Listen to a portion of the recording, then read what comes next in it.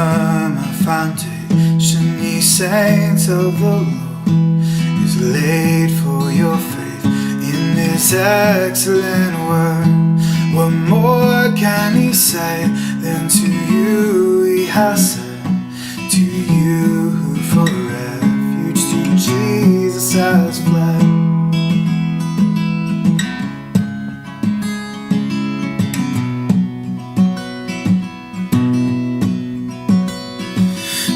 Not I am with thee, O be not dismayed, for I am thy God, and will still give thee aid.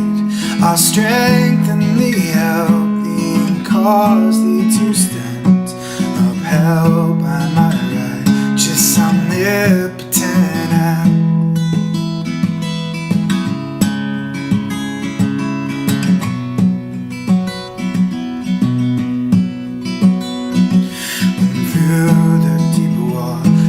I call thee to go, the rivers of sorrow shall not overflow, for I will be with thee, thy troubles to bless, and sanctify to thee thy deepest distress.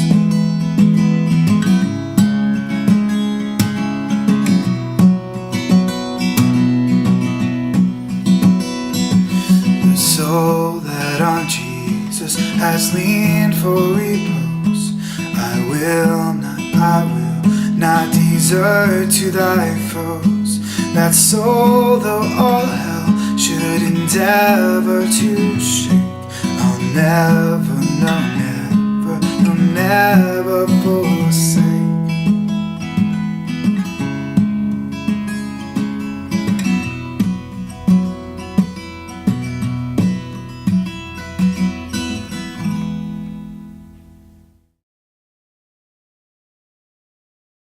Muli ay isang magandang umaga sa bawat isa sa atin, lalo na sa mga nakikinig ngayon or kumbaga nakaabang sa ating early morning devotion dito sa St. Paul United Methodist Church. Pero bago tayo magsimula, samahan niyo ako sa isang panalangin. O aming amang nasa langit, muli at patuloy po kami nagpapasalamat sa inyo, Lord, sa inyong patuloy na kabutihan sa bawat isa sa amin. Salamat sa pagising sa bawat isa sa amin, sa pagbigay sa amin ng isang magandang umagang ito, aming Ama. Patuloy po kami nagpapasalamat sa inyo, Lord, at patuloy po namin hinihiling ang inyong pag-iingat sa amin sa buong maghapon na ito, Lord God. Samahan niyo rin po kami sa pagnilay-nilay sa inyong mga salita, o aming Ama. Ito nga po, Lord, aming panalangin sa pangalan ni Jesus. Amen. So, it's a good morning ulit, diba? So, magandang umaga. Maraming salamat nga sa Panginoon at muli tayo nagising sa umagang ito, no? So, samahan nyo kami dito sa pagbasa mula sa ating aralin mula sa Amos, chapter 8, verses 4 to 6. So, babasahin ko siya mula sa Magandang Balita, Biblia. So, ang title nito ay ang kapahamakan ng Israel. So, 4, pakinggan ninyo ito, kayong sumisikil sa mga nangangailangan at kayong umaapi sa mga dukha. At ang sabi niyo sa inyong sarili, inip na kaming matapos ang mga araw ng pagdiriwang. Hindi tuloy namin may pagbili ang aming mga inani. Kailan ba matatapos ang Sabath para may pagbili namin ang mga trigo? Tataasan namin ang halaga, gagamit kami ng madayang takalan, at dadayain namin sa timbang ang mga mamimili.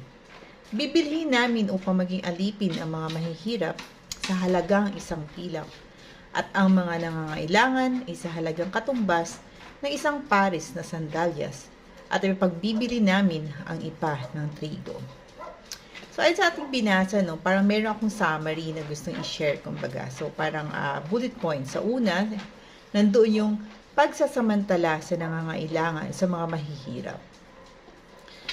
Maraming tatanong, palagi ating tinatanong, di ba? O marami sa atin nagtatanong, bakit nga ba ganito, di ba? Kung sino pa ang mga nangangailangan ng tulong, sila pa yung patuloy na pinagkakaitan or patuloy na nilulubog. Diba yun nga, nalulugmok na nga, nahihirapan na, patuloy pa nating dinitiin, diba?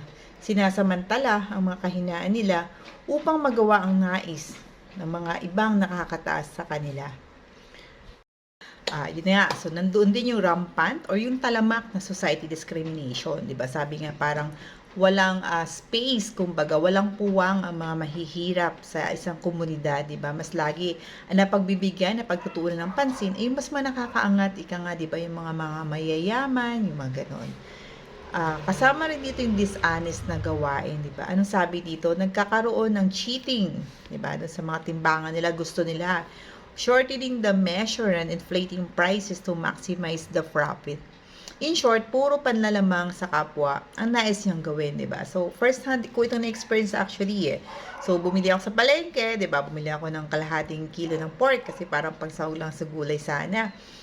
So, habang naglalakad, so, pakiramdam ko talaga hindi sakto yung timbang, 'di ba? Hindi naman tayo kumbaga ano ba tawag doon? Maalam sa mga ganun. Pero alam mo yung parang tansyahan, 'di ba? Parang alam naman natin, parang ganun. So, napadaan ako sa pwesto ng mga prutas. Sabi ko, makitimbang ako, 'di ba? So, parang kuya patingin nga, patimbang na ako nito, parang ganyan. So, tama nga, 'di ba? So, ang timbang lang na binigay sa akin ay nasa 0.450 grams lang siya, basta kulang siya sa timbang. So, diba that time, naramdaman ko lungkot, tsaka syempre, yung parang may kasamang sama ng loob, diba, naramdaman ko, kasi sabi ko, bakit kaya may mga tao na natutuwa sa dulot nilang lungkot sa kapwa nila, ano, diba, no? May mga taong parang kung sino pa yung nagbibigay ng kapahamakan, ika nga, or yun nga, itong sa akin, yung pandaraya o kalungkutan, parang natutuwa pa sila on their own. So, bahagi din ng binasa natin dito kung paano ibinababa ang halaga ng tao, di ba? Ipagbibili ang mga mahihirap sa isang pila, di ba? No? So, kabaliktaran dito sa sinabi ng ating Panginoon, di ba? Sa Isaiah 43:4, ang sabi niya, "Because you are precious in my eyes and honored, and I love you." Diba? Sabi sa atin. At tayo, lalo na mga magulang na katulad ko, diba? Sobra nating pahalagahan ang mga anak natin. Ang bawat isang miyembro ng pamilya niya natin, diba? Yung nanay natin, tatay natin, mga kapatid natin, pati mga pamangkin, mga apo, diba ganun? Ang isa pang malungkot na senaryo dito ay minamadali niya yung Sabbath day. Kasi diba yung Sabbath day is parang rest day nila yon eh. So, hindi ka pwede magtinda.